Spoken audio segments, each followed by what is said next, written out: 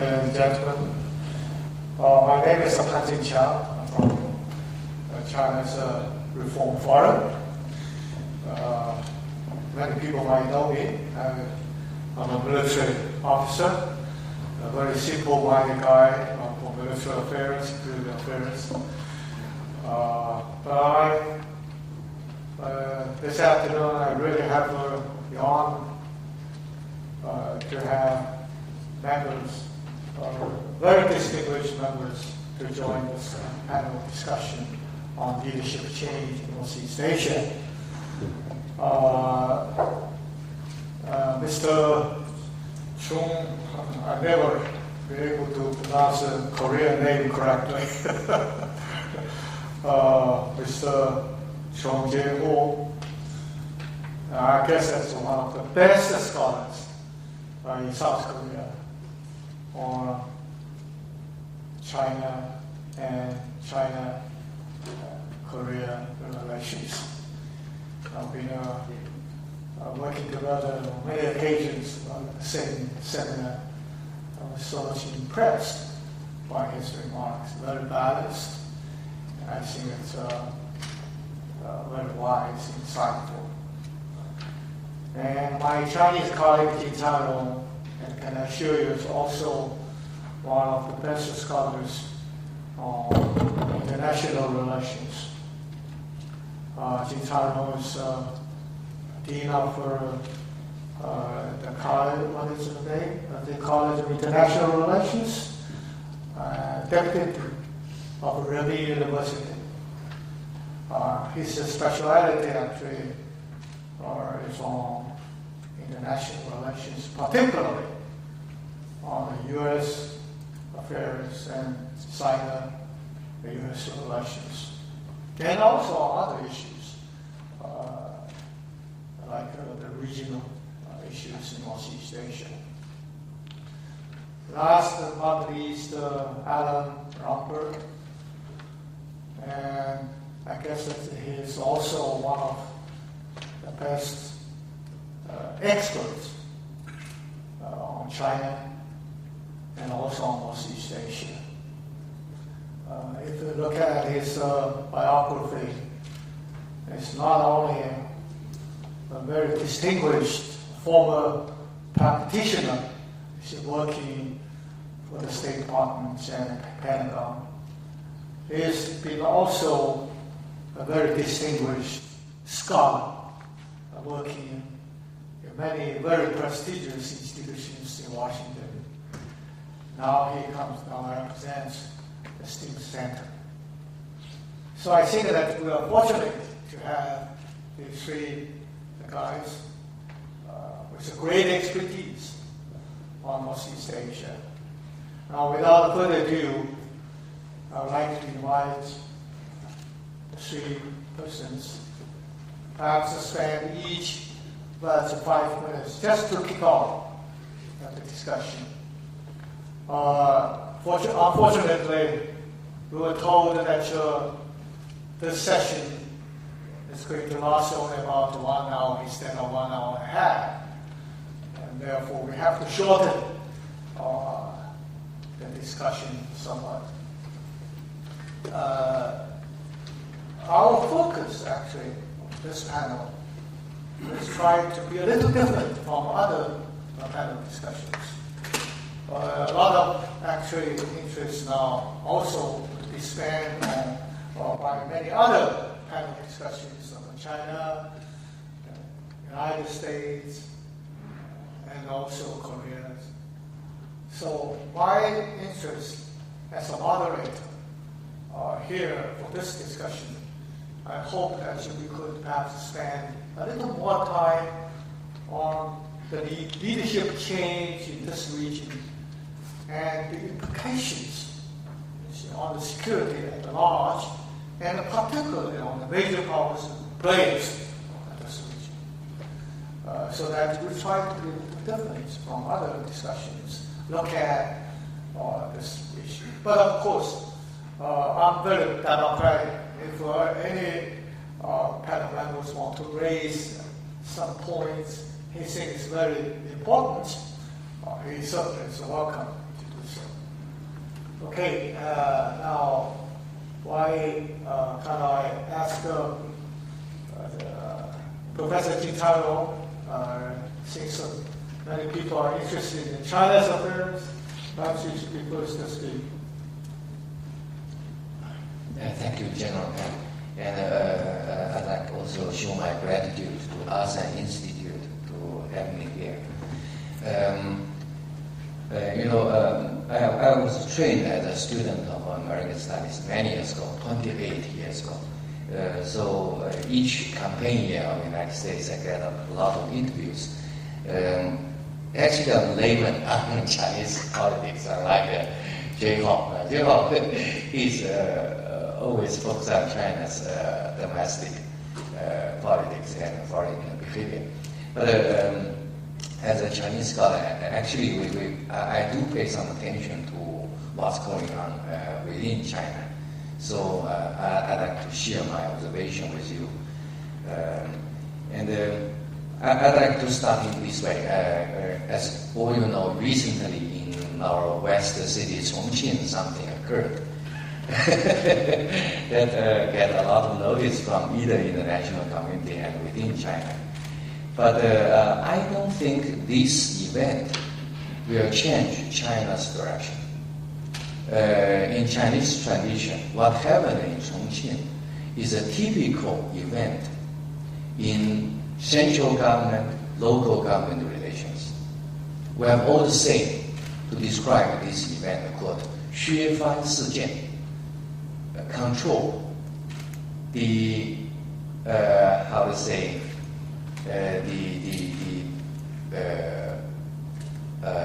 overstretching behavior of local leaders. That's not a real struggle relating with the direction of China. So that's my definition of the basic nature relating with Boxilai event. It's just the event relating with central government, local government relations. We are not changing China's direction. That's my one point.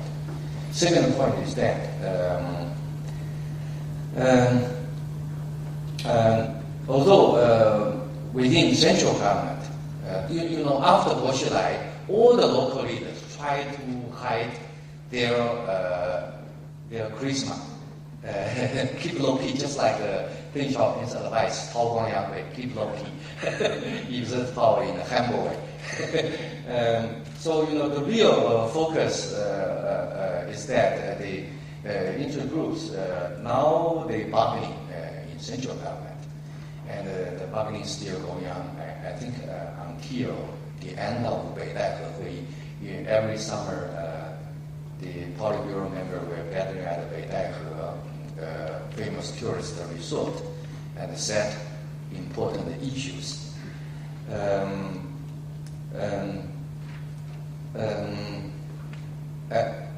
The bargaining will still try going on until the end of August, I think. But I tend to believe all the bargaining going on among different factions will not really change the course, the process of Chinese politics now. The leaders in China, they are technocrats. They are not revolutionaries, right? So I don't think anybody wants to overthrow the ship itself. So then the result of this bargaining process will be a kind of compromise accepted by all the parties' consent. So we still have a collective leadership. So I tend to think the coming 18th Party Congress of Chinese Communist Party will be another successful party congress. And I have no doubt about it. And my third point is that we don't know the structure of our future Politburo, especially the standing committee. And no answer. Even the people who involved in this bargaining process, they have no answer at the moment, I think. But I tend to think there will be no big change in our future foreign policy. Okay, Professor Qin. Yeah. May I ask you a question?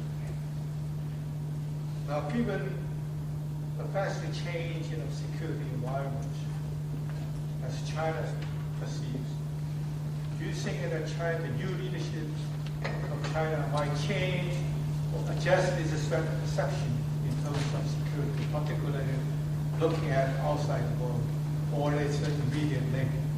I see. I tend to think at a strategic level, nothing significant will be changed. Although, in our media, a lot of warning message relating with the coming back of the United States. But if you take a look at the detail, you see the response of the foreign ministry is very reasonable, moderate. And I think that means our leaders are not that nervous. So at a strategic level, I think people feel calm, confident. But at a tactical level, perhaps we'll see some change, because in China we have more people involved in our foreign policy making process. And even the netizens now, they have a voice in our foreign policy making process. We have more special interest groups, local government, professional agency of government, they step in. So the foreign policy making process itself become much more complicated than before. I noticed that Asan just published paper in Japan's Diplomat recently. I remind American friends not to perceive China in an oversimplified way, because China is very complicated. So I believe the future leader, they don't want to change our foreign policy dramatically, because they consider China benefit from current international regional law. So no necessary to have a big change. But on the other side, at a tactical level, because there are more voices getting more interest in what do you think is the areas that you think that might be some tactical change? South China Sea. Some player, I tend to think some player lost their patience. Maybe local government, Hainan province, and national office of maritime affairs, and I think they put more pressure on our leaders to do something. Alan, can you talk a little bit from American perspective? And can you guess Obama is going to have a second term or a Republican president? Do you think it could change, some change, or a different administration? And what will be the implications for the security in Northeast Asia? Let me make some general remarks and then come back to that, if I may. I think we all know the saying of Lord Palmerston that nations don't have permanent friends or permanent enemies, only permanent interests. I would say I think nations have enduring interests, but not necessarily permanent ones. Since, after all, governments are made up of people, and people's perceptions change and situations change. And so I think that the perception of interest anyway, can change with them. On the other hand, I think national interests are the single most important driving force behind national policies. And the perceptions only change very slowly. So I believe an important factor in any short-term change is the factor of people, of individuals. And going back to what former Premier Yungu said, leadership, which I think is really critical here. I think that we Americans have been very fortunate in our history to have some outstanding people come to the top in moments of crisis, or to set the stage, as George Washington did, for the role of the presidency, which has been very important down through the years. The names are very familiar: Lincoln, Roosevelt, I would add Truman, people like that. We've been very lucky. As to the coming leadership, I guess I'd go out on a limb and say I think that the likelihood is that President Obama will be reelected, but as in any democracy, you got to wait till the people go into the polling booth and pull the button or whatever they're going to do to vote. On China's leadership transition, I agree pretty much with what someone had to say. The one thing I think I would disagree, but I won't go into it, is that the Washilai affair is merely a local versus central power struggle. I think there's more to it, and I think it will have more consequences than that in policy terms. But on the other hand, I think we're all reasonably confident who's going to rise to the top, at the very top, the number one and two positions, Xi Jinping and Li Keqiang. What we don't know, and someone said, is who's going to be in the next layer, or even necessarily everybody who's going to be in the standing committee. And I think it makes a difference. The new leadership comes to office with different backgrounds than the people they're succeeding. They come to office with different backgrounds from other people who might have sat in those same seats. So I think it's very natural that who sits in those seats, just as in any other government, makes a huge difference potentially about the policies that they're going to pursue. I think that the course of cross-Taiwan Strait relations over the last several years has been very importantly a function of leadership both in Taiwan and in the mainland. And it represented a change from the people who preceded the current leadership. So I think, again, it's very important. I think we recognize, Americans, that there's a serious level of mutual strategic suspicion between China and the United States. And obviously it's our hope, as I'm sure it is of most Chinese, that the people who are actually going to be in power in both countries will seek out what's often called a win-win situation. But there's nothing automatic or assured about that, and so it's going to take a lot of effort, I think, on both sides. And I think we have seen in the Taiwan election a result where, without trying to be partisan in terms of Taiwan's politics, continuity is going to be the name of the game, and I think that's a good thing. Japan, you mentioned the other major powers. Japan is certainly a major power and one of our two formal treaty allies in Northeast Asia. The relationship with Japan is a bedrock of our ability to contribute to reliable peace and security in the region, and I don't expect that to change. I think that whoever is president will continue to put stress on that. We all know Japan's had problems over the last several years in a variety of ways, including in terms of politics in recent years. But it remains an economic powerhouse and a source of impressive innovation. And even as a political and security player, I think that it's of considerable importance and will continue to be. We'll see about what happens with their leadership. But I think, again, whatever happens, the likelihood is that having gone through a period of some uncertainty, one might say, when the DPJ first came into power, I think at this point we've got largely a policy of stability across parties, and so unless something dramatic happens, I don't expect to change there. South Korea, the other formal treaty ally, we've seen has been discussed already in earlier sessions, a major consolidation of relations between the U.S. and Korea, and Korea's role has increased dramatically in the region and well beyond the region. Unfortunately, in terms of the alliance, it's focused very much on the North Korean problem, but that's by the nature of the circumstance.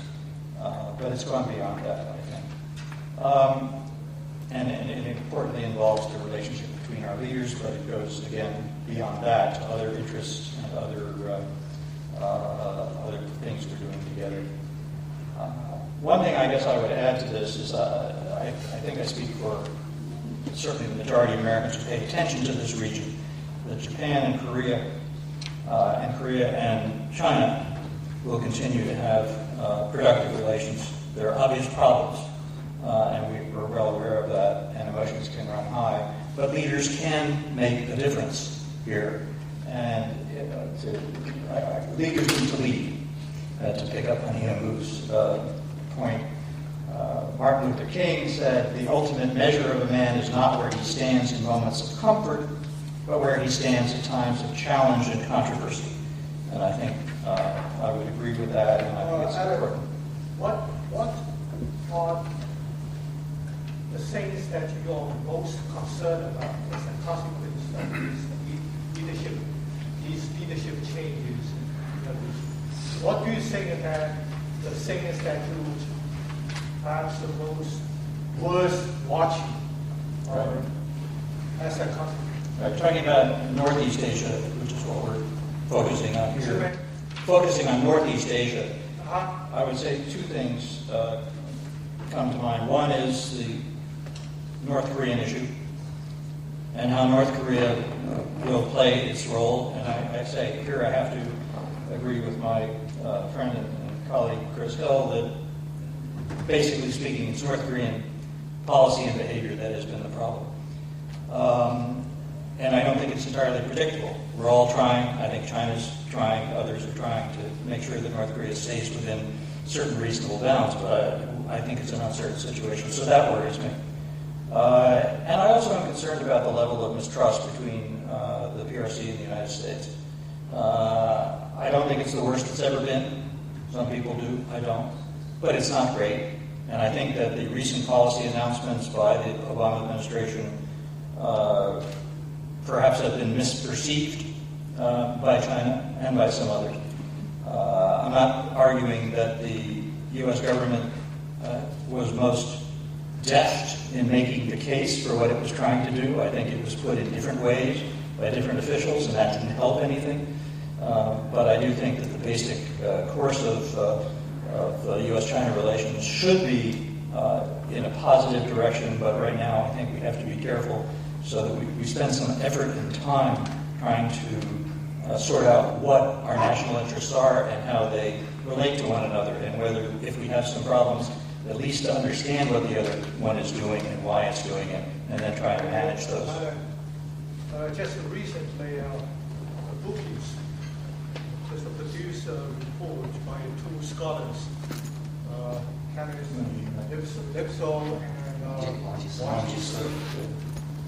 and you know this? Yeah. Okay. Sounds good.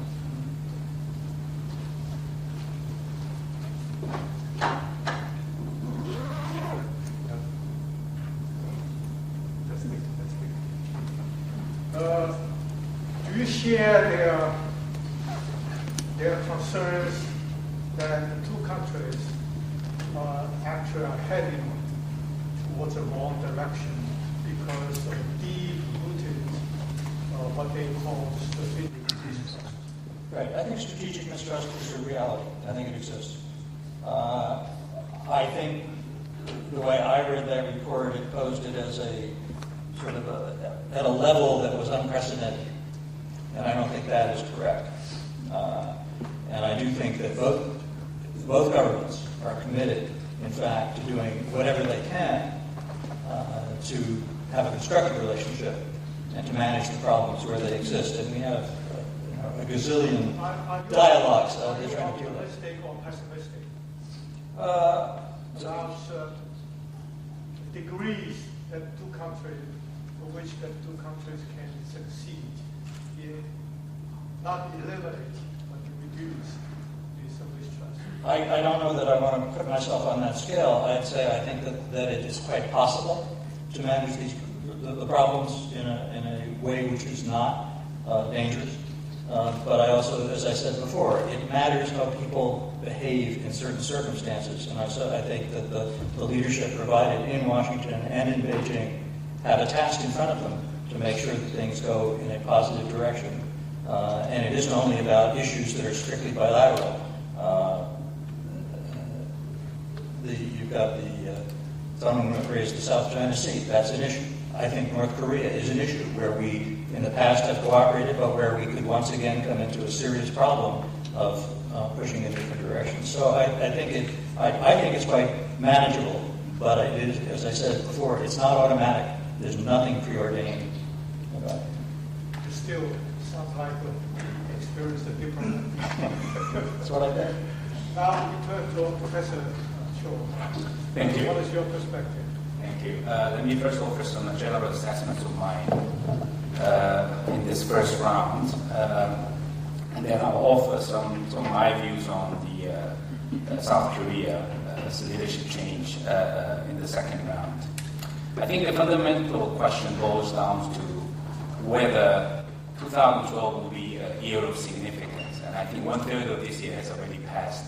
And I think my assessment is the overall extent of real surprise has rather been minimal. Taiwan, Ma Ying-jeou was re-elected, enabling us to predict that the cross-strait relations will be a steady course, thereby minimizing the trouble for Washington and Beijing. Russia, Putin was elected or re-elected, although we don't know whether his Russia will be substantially different from Medvedev's Russia. Japan, I think leadership changes in Japan have somehow become a constant now rather than a variable. But I stand to be corrected on this. As for North Korea, I think, as expected, Kim Jong-un succeeded. And I think he made it clear that he inherited the habits of his father by launching the missile at the time. The rest of the world thought he should have focused on better management of domestic affairs. But apparently he did not. Whether the real power resides in Kim Jong-un or his aunt, Kim Kyung-hee, I think the leadership change in North Korea appears to have produced very little change regarding the mode of behavior of Pyongyang. I think the combination of brinkmanship, unexpected gambling, and opportunistic bargaining, and intermittent appeasement, all these are still there. So this leaves us, by the way, the earlier session, General Pan said North Korea will never do a nuclear test for the third time. I hope you're right. I didn't say never. Okay. But I think if it's not this year, but I think North Korea will do it. I think historical records of other nuclear developing countries have all done that. So that leaves us three nations, the US, China, and South Korea. If we look at Northeast Asian dynamics in the last 10 years, from 2002 up to this moment, I think the congruence or incongruence between Seoul and Washington has become a very important variable. I think that has sort of delineated the boundary of effective leverage that China has. And I think that will continue. In other words, the post-2012 system resembles the post-2003 situation. Then I think we can safely say the overall situation is very much stable and represents a continuity from what we are now. But if the post-2012 situation resembles the, I said it wrong. The post-2012 situation resembles the 2007, then I think the situation is more like a steady and continuity from the status quo.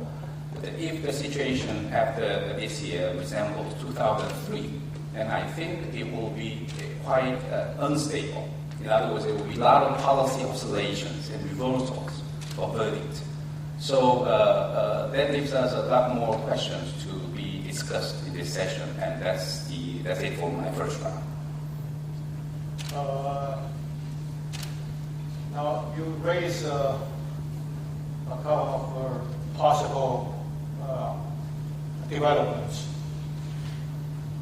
Now, what is your assessment about your country, about the results of your country's presidential elections? You want me to say that now rather than saving for the second round? Perhaps it's still too early to predict who is going to be president. But do you think that different parties as a winner would mean drastic difference in policy orientation towards North Korea? Yes, as you said, 8 months is a very long time in South Korean politics. And I also was told by my advisors in my graduate career that prediction is a very risky business in social science. But I think if the past 10 years is any useful guide, and we have two different parties, two different types of elites, with very distinct policy orientations. Therefore, I would say, although I will elaborate on this later on, but I think which party wins the presidential election will probably have very significant differences. As I mentioned earlier, whether the post-2012 situation will resemble 2003 or 2008, I think that will produce quite significant differences in terms of policy.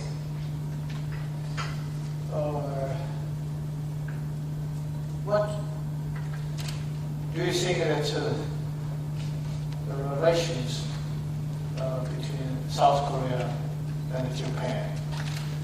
Or there has been a lot of talk about a closer collaboration in terms of security.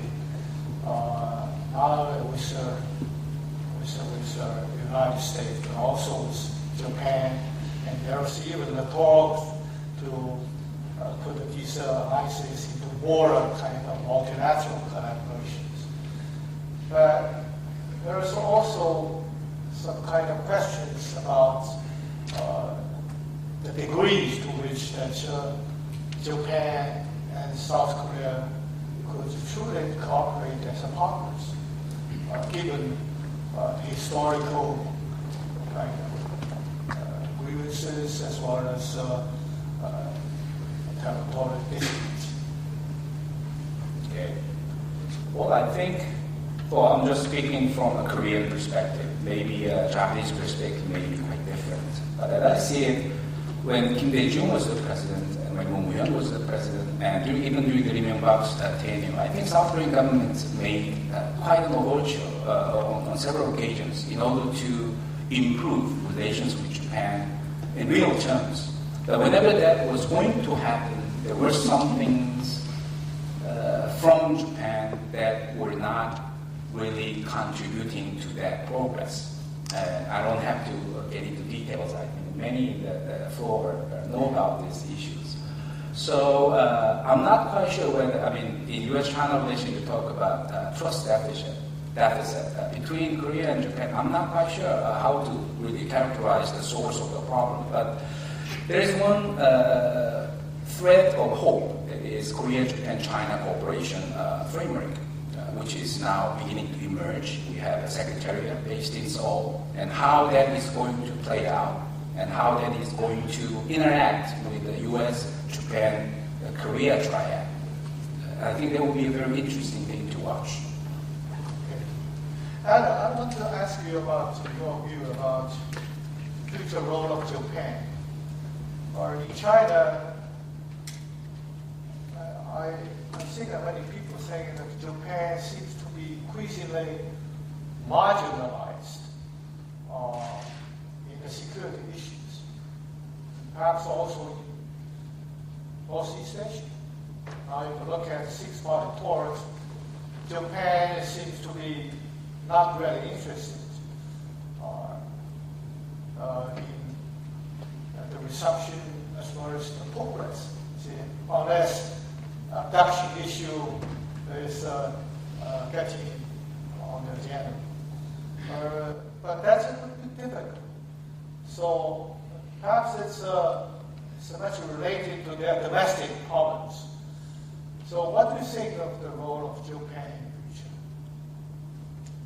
Now you start with 2 points. One is you talk about a perception in China that Japan is being marginalized.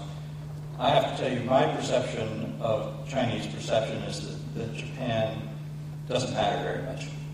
I think there's a good deal of looking down on Japan and sort of a sense of we're bigger, we're more important. That's not universal, obviously, but I think it's really quite an important phenomenon. And so I think there's reluctance on the part of many in China to bring Japan in as an equal party in certain kinds of activities. That's one thing I would say about that. I think it mistakes. As I said before, Japan remains a very strong country, including militarily, by the way, but it's not an assertive country militarily. For historical reasons also, there may be some things about history that cause problems, but this is one of them that I think in the neighborhood people respect and like. On the six-party talks and the abduction issue, my sense has been all along that as important as that issue is, first of all, I think it has eased in some respects as a driving force. I'm sorry that Professor Izumi had to go off and teach, because I wanted to discuss that a bit more. But I also think that it has been true for a long time that at an appropriate moment, both North Korea and Japan would find a way to address this issue, which would allow progress to go ahead in the six-party talks in a way that was cooperative between Japan and North Korea. But we haven't gotten to that point. Professor Canrong, perhaps you can talk a bit about your view on the future prospect, particularly for the next term of the new leadership of China, and also Wang-Zhou process. Do you think that there will be some progress across trade relations, particularly if there is any possible progress in improving the political relations? Actually, people in Beijing feel really happy about the result of Taiwan's election on January 14th. So the leader of Taiwan at Taiwan Affairs Office, Wang Yi, he actually invited a group of scholars for the dinner of January 19th and give us some gift Maotai. So we're really pleased to see the re-election of Wang Yi. But in the same time, people still try to remind each other, don't be worried. So we should do some self-restraint because I notice some people like to have, a peaceful agreement as soon as possible. I noticed Wang Yi himself is very low-key. Don't push Wang Yi too hard or you'll get a backlash. So what we can do is that to have some follow-up agreement with Africa to make Africa more workable, and especially to make Africa be more benefited to the average people. Those economic icons, they got a lot of money, but the average people are not getting money. So I think Beijing wants to do something more to benefit the local people, especially people in the southern part. And another thing is that I think Beijing get ready to have more dialogue with Minjintang, the DPP. The tactic is that if Minjintang change their position from extreme radical to the neutral, then we are forced Kuomintang to more pro-unification process. So I tend to think this side, Beijing, will do something more to make the economic, social, cultural tie closer. But no expectation. Possibility for the maidens to agree to establish some kind of party-to-party contact or relations with the Minjintang? No. Unless Minjintang change their party platform. But more person-to-person contacts, no party-to-party contacts. So my conclusion is that in the coming 4 years, mainland side, Beijing side will do something more, mainly on economic, social, cultural side, but no expectation for the political breakthrough. What about the U.S. arms sale to Taiwan?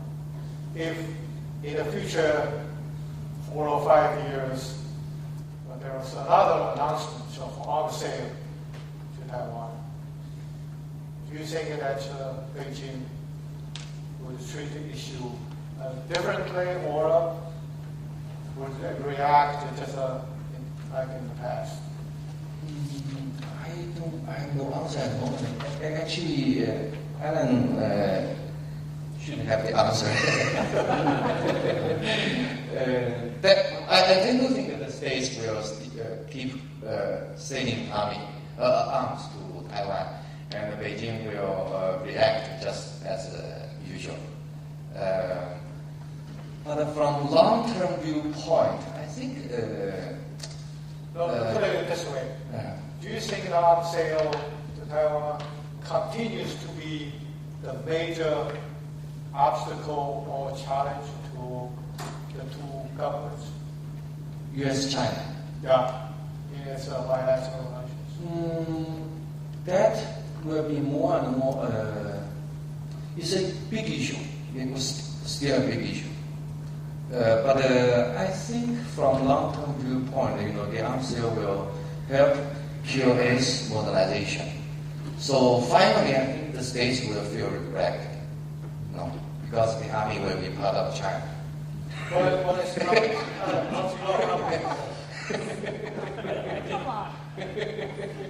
I think like a lot of other aspects of the Taiwan question, if you will, between the U.S. and the PRC, it's a political issue, it's not a military issue. Arms sales itself, as you know, and others in the room know very well, the U.S. Justifies in important part as a way of, at least under the Ma administration, even if it was not true under the Chung administration, could encourage progress in cross-strait relations.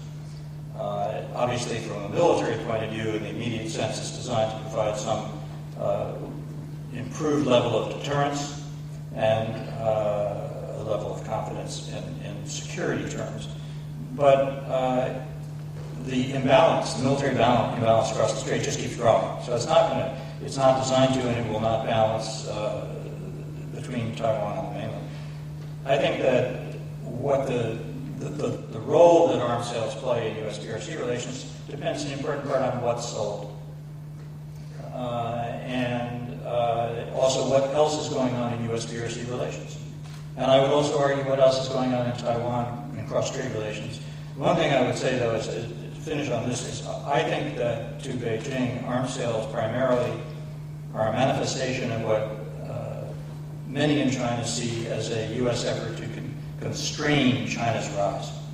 I don't think the United States looks on it that way at all, but I think many in China look on it that way. So again, in that sense, it's a political issue. It's not the arms sales themselves. It's what they seem to represent to different people. Professor Chung,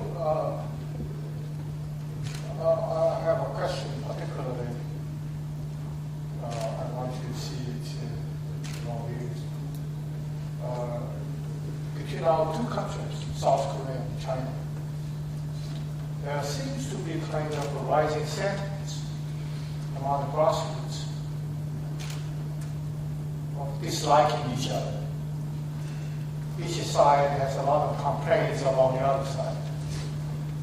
And particularly from South Korean side, there seems a lot of kind of criticism about the Chinese position on North Korea, but not only on North Korea, but also even in our bilateral relations on maritime issues. And the Chinese said, particularly if you look at the netizens' remarks, there seems also a lot of misgivings. So what do you think that with the two leaderships emerging next year, are you concerned about this as a very nagging and perhaps increasing major problem? Or do you think that two governments will do something that can manage these differences? Before I answer that question, let me say a few words about U.S.-China relations. Okay. Regardless of who becomes the president or the general secretary, of course, general secretary we already know, but I don't think it will change the general big picture of U.S.-China relations. Although I think the Bolshevik affair will probably enhance the level of introversion on the part of Chinese leadership, what Chinese call Zhenqiang. But I think on the side of U.S., I don't think the basic picture will change. And I think the Bolshevik affair, actually I went back and read the Tiananmen papers, which was published about 13 years ago, and I think the role of elders in crisis management was such a crucial one. And I think that sort of shed important light on how the real inner dynamics in Beijing really work. And I think the U.S.-China relations for the future will continue to have this overall suspicion and competition, but issue-specific cooperation and compromise, although the interval between these two becomes shorter and shorter. And I think if the competition portion of the relationship becomes bigger than the cooperation component of U.S.-China relations, and I think North Korea will find sufficient room for wedging. And I think we all know from the 60s and 70s, North Korea has been an excellent player in the Sino-Soviet split. Now, back to your question about South Korea-China relations. Actually, one very good Chinese book characterized current South Korea-China relations. It says, South Korea-China relations are very healthy in general terms, but have dark currents under it, which can surface anytime. So we do have sources of conflict. But overall, I think we do have good relationship. In economics, I would say it's hot. In diplomacy, warm. In security, very cold. So if you average out, I think we're still okay. Then the question is, if the new leadership comes in China and in South Korea, will South Korea-China relations become completely different? I do not think so. We already have two extreme cases from 2003 to 8 and 2008 to 12. So the new leadership, South Korea's new leadership China policy will be somewhere between the two. So we don't have much bigger surprise waiting for us. But I think I want to say one thing. You said about South Koreans' negative feelings about China. I think negative feelings are an inevitable outcome of growing interdependence between the two nations. I think that is inevitable. But one thing that really struck Korean people, in addition to the history controversy that came up in 2004, and more recently, one very important issue that struck South Korean minds against China was the Yeonpyeong Island. When North Korea bombed the Yeonpyeong Island, China maintained a quite similar position as to the Cheonan sinking. But Chinese should know these two incidents are completely different. If Chinese have always said, Chinese government considers peace and stability as the most important issue. But as far as Yeonpyeong was concerned, it was North Korea which bombed the land territory of South Korea for the first time since 1953. But China's position was nothing different. So that's why South Koreans began to question whether China has the credential to be the honest broker. So this is the very important issue that I think Chinese government and Chinese people should realize. Both China and South Korea are the countries which have very strong nationalistic sentiments, plus internet and SNS, which often relay distorted views and information. But if two governments cooperate, whenever the issue comes up, I think there is a way for us to mitigate the problems in the future. Well, during Romberg's time, I remember that the South Korean government stressed that the U.S.-South Korea alliance is only intended for the defense, self-defense, particularly against North Korea, possible any provocations or military attack. And this relationship should not be used, this alliance should not be used to interfere in the third parties' countries' affairs, specifically China. It's not used against China. Now, for example, if there is a conflict across strait, this alliance should not be used. So I remember that it's quite a clear kind of assurance, actually, to the Chinese. But now we seem to hear a different kind of interpretation. suggesting that this alliance now used for the regional peace and stability. So that's subject to many other interpretations. So do you think that Romberg's pledge is still valid, or do you think that there's some different interpretation to that mission or nature of the military alliance? In my interview with the very high-ranking official during the Romberg administration, he said Romberg administration was not necessarily pro-China. Romberg administration was emphasizing self-defense and self-esteem of the Korean government, and that was somehow interpreted by China to be pro-China. And I think if you look at the Korea-U.S. alliance for the last 60 years, I think there has been ups and downs all the time. And I think particularly during the Romberg administration, China somehow overinterpreted or hastily overgeneralized the changes that took place in those 5 years. And that in turn provided a source of frustration during the Lee Myung-bak administration. Now, getting back to your question about strategic flexibility, actually what you just said is your interpretation. As I understand it, in January 2006, Connie Rice and Pan Ki-moon had an agreement which only had 2 articles. U.S. respects the South Korea's concern about U.S. forces' strategic flexibility. And the U.S. government, South Korean government respects the U.S. forces' need for strategic flexibility. And there might have been some subtext during the negotiations, but I'm not quite sure whether that was only confined to China or Taiwan or elsewhere. I think that is subject to interpretation. So there's no such kind of assurance? I don't know. If there is, maybe that's classified. Oh, it's widely reported.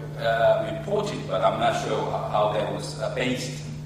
Of course, there was, at the time, there was a lot of media reports about the South Korean government's concern about U.S. forces stationed in Korea being used for certain contingencies in Northeast Asia or elsewhere.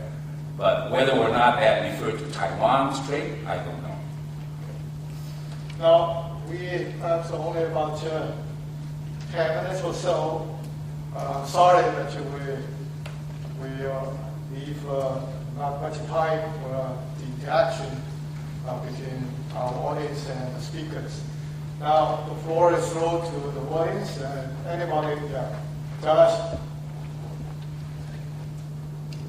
Yes, I'm Jonathan Pollack from Brookings. Daniel Chung made a very, very important point that so far in 2012, there really haven't been major electoral surprises. It's been pretty much surprise-free, if you will.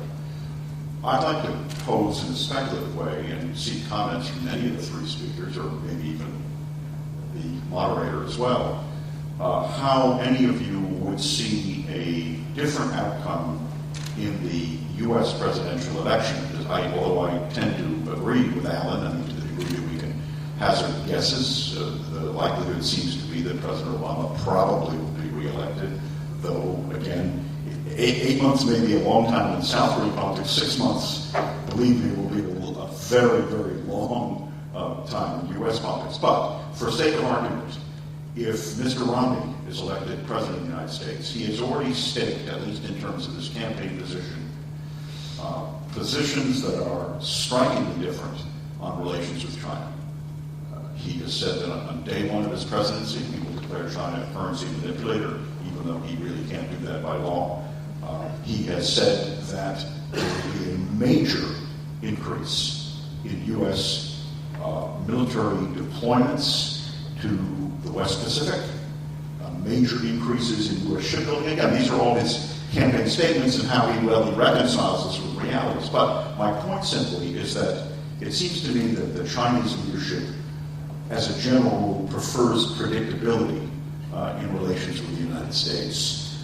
I dare say even generally the Chinese leadership prefers an incumbent to a challenger, if only because it often takes a certain period of time before you establish the modalities of a good relationship, although in the case of President Obama, when he took office, he did not discard what Bush administration policy had been. But for sake of argument, if Governor Romney is elected, and if he indeed proceeds on this course of action that he's proposed, that could have a very, very big perturbing effect in Sino-U.S. relations, precisely at the time that China itself is going through that leadership transition. So my query to anyone with your crystal ball is, would you see this as being a short-term problem, or would you see this as potentially having a bigger effect on reconfiguring Chinese expectations of the United States? 2 quick points. First, as I recall, Ronald Reagan, before he became the president, he said a lot of things. Once he became the president, he didn't do all that. So it took a while with a lot of stress. That's right. And the second point, I'm the only one who is not American or Chinese on this panel. So let me throw in a third country perspective. If Romney becomes the president, he goes on a completely different course of action, which is not moderate, and he probably boosts up sort of confrontational atmosphere in the region.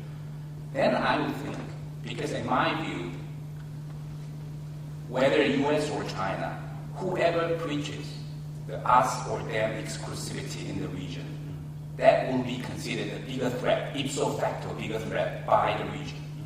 So that is not the option that I would like to recommend Washington to take. Canrong, you want to? If Mitt Romney gets elected, I think U.S.-China relations will have a short period of fluctuation, but then back to normal. So basically, it's a short period, Yeah, I basically agree with that, but I go back to what I said before. People matter, and it's not just the president. So, as I understand it, and there's Randy Schreiber could talk about this more authoritatively than I can, but as I understand it, the Romney team has both moderates and more extremists on sort of the advisory panels, and so that you don't know who's going to end up being at the next level down and really sort of teeing up the policies for the president to make decisions about. But I tend to agree with Jin Song-rong that, again, going back, national interest decide or heavily influence policies. And it's very hard to come up with a scenario in which leaders in either Beijing or Washington don't think that the relationship is really pretty critical. And while there will be differences, I mean, it can hardly be otherwise. The imperative of managing those well, I think, is going to essentially drive away from the extremes, but not necessarily resolve all the issues. Jonathan, if I want to hear, you want to hear my response to your question?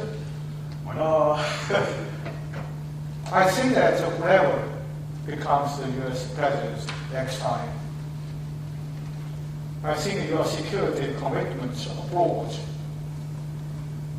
in the future years are going to be reduced rather than expected. I think that this is a trend. Now, Asia Pacific seems now an exception.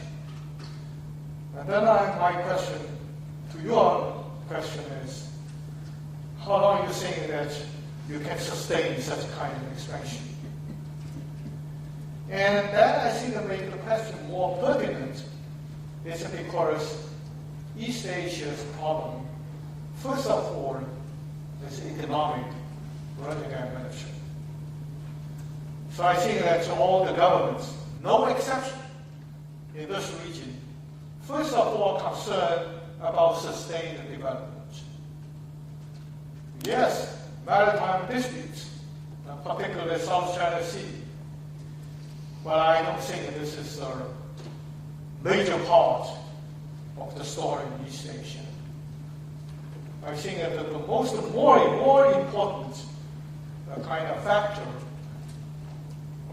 in this region is each nation seeks a way for its domestic structuring kind of reforms as well as for economic development. So I don't think that military presence in the United States, even in East Asia, would continue to be expanded. What for? You see, so I'm the one not that particularly alarmed. You see, by so-called expansion of the military communication. I think there's a limit. One last question. Yeah. Identify yourself, please. Okay, sure. Thank you, Chen. I'm from Taiwan. So you guys mentioned about Taiwan several times. So I'd like to ask a very simple question. Question related to me, maybe all of your gentlemen there. Whether China's new leaders will give more room to Taiwan to participate in international community. For instance, if we want to sign FTA with South Korea or United States, how's China's new leaders' attitude toward that? And at the same time, whether South Korea or United States will sign FTA with Taiwan without taking China's attitude into account. Thank you. It's not a question, huh? Okay. I think that perhaps I will have to conclude our discussion. And it's just the right time to finish this discussion. I thank you for your patience. And also I want to thank members of our panel for your very insightful kind of remarks. So without, I think, a further delay of this discussion, I will announce the conclusion of this session. Thank you very much.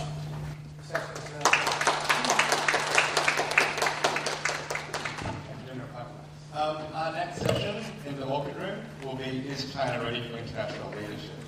So I hope you all stay around. If you haven't registered for tomorrow's network,